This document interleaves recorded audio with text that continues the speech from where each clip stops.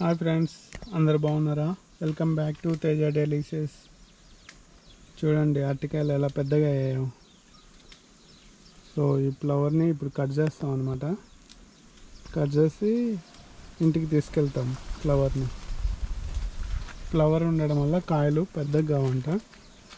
So అందుకోసం ఫ్లవర్ని cut చేస్తాము. ఏం చేస్తున్నావు తేజ? గోంగూరకు వస్తున్నామా? గోంగూర చాలా ఉంది. గోంగూర బాగుంటుంది.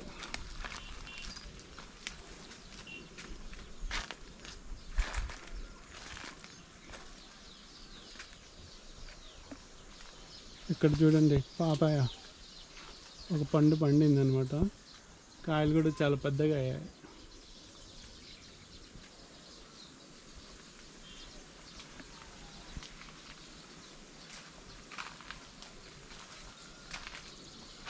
ఇటువైపు వెళ్తే ఇంకా ఇక్కడ ఒక చెట్టు ఉంది, పాపాయ చెట్టు.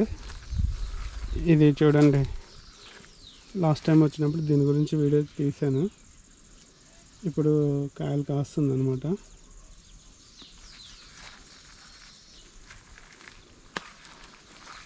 ఇక్కడ చూడండి, చెట్టు నుండి కాయలే ఉన్నాయి.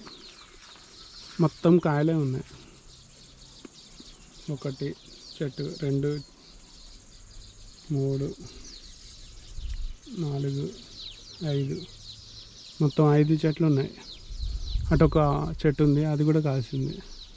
ఈ కాయలు చూడండి ఎంత డిఫరెంట్గా ఉన్నాయో.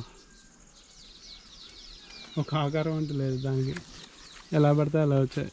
ఈ కాయ చూడు ఎంత పెద్దగా ఉంది, పొడుగు.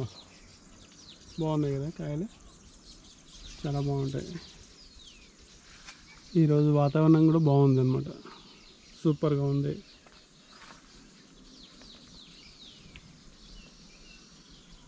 చెట్లు కూడా చాలా పెద్దగా అయ్యాయి. మేము మునగాకు ఇప్పుడు కోస్తాము, అలాగే ఇందాక జామకాయలు కోస్తాము. మునగాకు కోసిన తర్వాత ఇంటికి వెళ్ళిపోతాం అనమాట.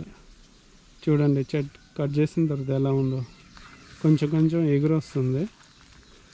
ఈ హౌస్ నిండా వాటర్ ఉన్నాయి.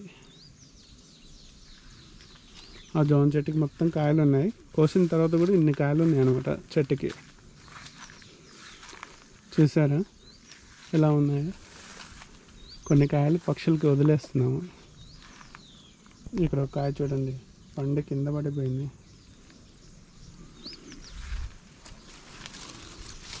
కాయలు కూడా కలర్ బాగున్నాయి. ఈ కాయలు కోయట్లేదు, అలాగే ఉంచుతున్నాను. ఈ కాయలు చిన్నగా ఉన్న కాయని బాగా తీయగా ఉంటాయి. Thank you for watching. Bye bye. Please subscribe Teja delicious.